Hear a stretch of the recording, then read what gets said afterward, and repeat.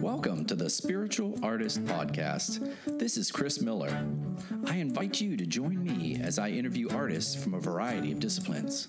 We'll share powerful stories and lessons learned while making their art.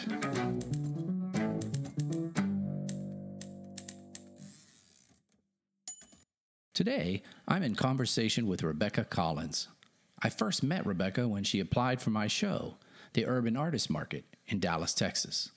She's become a good friend of mine, and I think she is the perfect candidate for the first episode of the Spiritual Artist Podcast. As we enter into this new world where a pandemic is shutting down our resources and making us be socially distant, I realized that Rebecca, who has dealt with stage 4 cancer and continues to do so, has an incredible insights for us as artists. She has managed to work within fear and through fear while producing her wonderful work. She creates collage, drawing, mixed media, you name it, but it's her infectious personality and her can-do attitude that has drawn me to her. Good morning, Rebecca. Good morning, Chris. How are you today? I'm doing good. Rebecca, we were just talking, and I wanted to remind the audience here of how impressed I am with your work. It's something that you notice right away, that you're very consciously present when you do your work. Thank you. I like to play. It's just, for me, the being present is what it's all about. I try not to think about the end product. So yeah, thank you for acknowledging me on that. Yeah. Well, you're welcome. I do. I love your work. And it's something I spot with certain artists where you see that they're not just rushing to the end. You know, it's about being in that moment. And so in this issue, I wanted to talk about working with fear and how we as artists process through fear when we do work. How do we step out there and create art in a fearful environment, and also the fear inside of our heads? Are we good enough? Yeah, there's the situational things. If fear, you can break fear down into kind of categories, I guess, because there's the situation, like now we're all afraid of the virus. 5 years ago, I was diagnosed with stage 4 cancer, and that was a situation, an issue that's fear. But what you're talking about is like, beyond what's going on in your environment, we have what's going on inside of ourselves. And that can be even more limiting than the situational things that are going through. You're going through a divorce, or there's a virus trying to kill you, or cancer's trying to kill you. You've got all the situational things, but beyond that, there's the stuff inside of us. Like you said, it says, I'm not good enough, or I'm going to put it out there and nobody's going to respond to it. Then that's the fear that is, I think, the most what's the word? I don't know. Immobilizing. Yeah. The most immobilizing for people that I see people get stuck with. They get really stuck in what's in front of them and what's inside of them, and not necessarily the fears of their environment, but the fears of, is this thing I'm working on going to work? I'm putting all this time into it. Is it going to be good enough? And that's just paralyzing, I think, for some people. And I have the ability to, I think part of it is because you say I don't rush through things, and I don't rush through things, but at the same time, I have the ability to work quickly on a thing. And I picked that up when I was doing a handmade greeting card line back in the 90s. And I had to design quickly for each season. We had to change out our card designs and something new every year. So learning those production techniques, I bring that into my fine artwork. And so I'm able to quickly work through things at a pace that doesn't paralyze me and make me think, oh, I'm just, this is taking me 3 weeks. It might be horrible. So I don't have that, because I kind of approach everything as a sketch. It's everything's an experiment and a sketch, and that helps me to move forward. Well, it's funny. I remember when I was learning to paint that we would do gesture drawings where you're trained to work fast. See an image, work fast. See an image, work fast. And so I think that production experience with you, with the cards, teaches you to go through the process quickly. Mm-hmm. And maybe that is one way that you can get through fear, is to just work at it really quick and just keep going and keep going. Just plow through. You just have to move forward, you know? You just have to move forward and give yourself permission to suck. That's the other thing. You have to give yourself permission to fail and realize with each failure, you know, it's really a win, because if you fail at a thing, you know, you're going to be better the next time. And, you know, that's done. You're not going to have that exact failure again. Well, hopefully not. Hopefully not. I think that's interesting because, you know, you mentioned the virus and there's so many people frozen in that fear of worried about the future, worried about the past and what they've lost. And I think you're right. It's, you just have to do it. You just do it. You show up and again, what I try to get across to my students is approaching it as a practice, not, you know, to get a little detached from what's in front of you, the project in front of you, the painting in front of you, the mosaic in front of you, whatever it is you're working on. You have to get a little emotionally detached from it and realize the practice is just showing up. You know, it's a practice. It's not what you end up with that matters. It's not the piece of art that matters. And if you can approach it that way, then over the course of 2-3 years, you're going to look back at your stuff you did 2-3 years ago and you're going to go, oh, wow, I'm much better today, because it's a practice, you know? It's like yoga, you know? People don't go to the mat the first time they go to a yoga class and expect to, you know, master the tree pose or whatever, you know, or any of those contortionist style poses. You don't expect to do that. And your instructor, if it's a good instructor, if they are a good instructor, they don't expect you to be able to do that. And it's the same with art. You know, you just have to show up to the mat or to the drawing board every day, you know? Yeah, I think it's important, like you mentioned, that you find a good instructor. And in this case, the instructor is oftentimes you. I mean, you're your own instructor. In this socially distant world that we're being creative in right now, there is nobody to walk you through, right? You're in your studio alone, and you just have to walk through it. And I imagine that ties into your health situation for the last few years. I mean, it's probably hard to get people to understand how you feel when you're struggling with cancer, you know. It is. Unless you've been there and done it, you don't understand it. And stage 4 cancer, with what I'm dealing with, is a completely different game too, because I often look okay. I look healthy often and feel good. I often feel good. And it's like you look at me and you don't see a person that has a terminal illness. And so, you know, family and friends think, oh, well, Rebecca's doing great. She's in remission. It's like, no, we don't get to use that word, remission. And so it's still present. It's always present. But I think the gift it has given me, though, having a terminal illness, has been that ability to be more present in the work I'm creating, to be more present in my daily life in general, because I'm always, much like you're a kind of a type A, where am I going to be in 5 years kind of guy, right? I see that. Just a little. Or am I going to be in 5 months? You know, maybe more intense. And I was always that person. And now I don't think in 5-year increments. I'm like, I don't even think, where am I going to be next month? You know, I really have harnessed the ability to show up daily and approach it that way. So part of your working through that is to just be present every day. Every day. Exactly. Every day. And, you know, and in terms of the working through the fear, I find the practice of the art and drawing specifically is something that completely will lower a person's blood pressure. And, you know, it's like these adult coloring books, you know, we don't, as serious fine artists, we don't think, oh, I'm going to go get an adult coloring book. But people that do that really do lower their blood pressure. And I applaud people that maybe they don't have an innate artistic ability, but they pick up that adult coloring book and color, because it is so calming to just take a pencil in hand and just get lost in the line, get lost in the color, get in mark making, to just completely get lost in that. It's, I totally believe it gets you to a healthier place physically. I think it's very healing.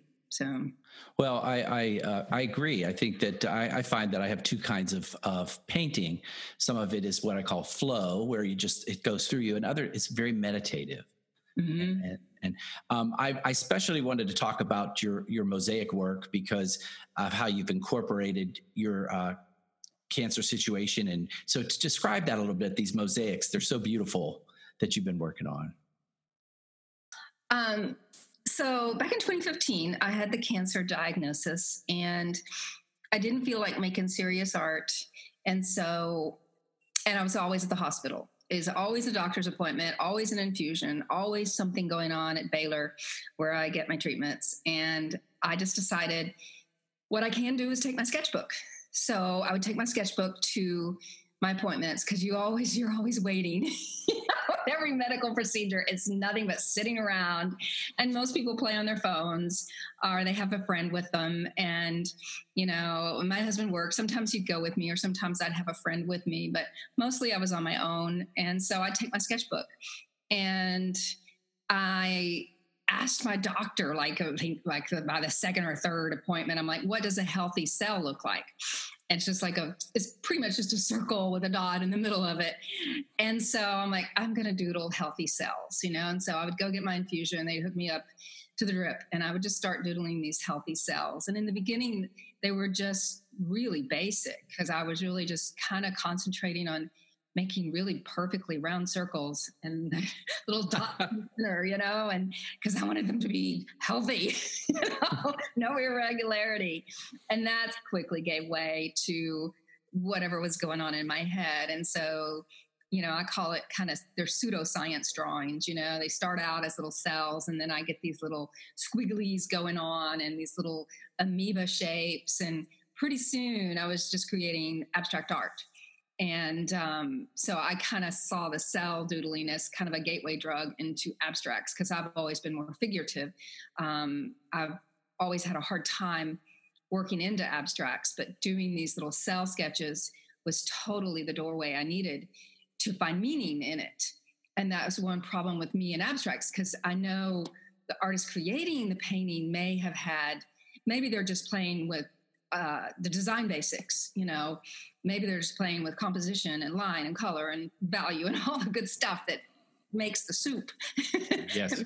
Maybe that's all they're doing, but often they do have, either an energy to it or something in it. It's a dance to them. It's a piece of music to them. It's something to them, but you don't always have a doorway into it to understand it.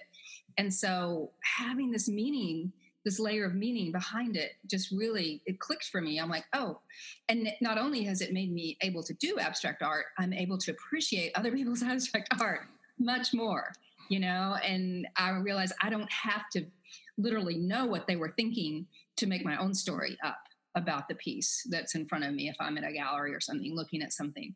And so it's much more accessible to me now. So that's my experience with that. Well, I do. I think the mosaics, your choice of color and the composition, they are so beautiful. I invite the listeners after this to look you up on the web and look at this work because I think that conscious presence, that awareness, and that living in the moment, it transcends in that artwork. Thank you. I just recently purchased your mosaic sort of collage work of that owl. And she does, Rebecca does whimsical drawings and little monsters, but I saw an owl, I just had to have it. And there's something about the eyes and the feeling in it and the presence.